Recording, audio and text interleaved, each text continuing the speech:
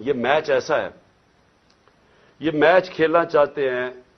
ان کے اپنے امپائر، اپنے سلیکٹروں، اپنی پچ ہو،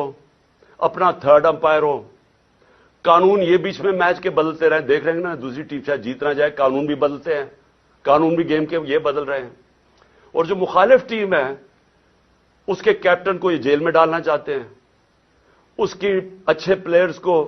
یہ ان کے اوپر مقدمے کر کے ان کو باہر رکھنا چاہتے ہیں ٹیم سے، باقی جو ٹیم ہے ان کو کوئی پولیس ڈنڈے شنڈے مار کے کسی کی ٹانگ توڑ دی، کسی کا ہاتھ توڑ دیا، اوپر سے جب یہ سمجھے گے نا کہ اب یہ ٹیم بالکل ہی اب نکارہ ہو گئی ہے، تو پھر وہ 12th مین جو باہر لندن میں بیٹھا ہوا ہے وہ جب سمجھے گا نا، وہ اتنا ڈرپوک آدمی وہ صرف تب واپس آئے گا جب وہ سمجھے گا اب ٹیم قابل ہو گئی ہے کہ جناب میں اب نیلسن منڈیلا کہ اب میں جیتوں۔ ایسے ہونا نہیں لگا، کیونکہ ایک اور امپائر ہے مالک یوم الدین،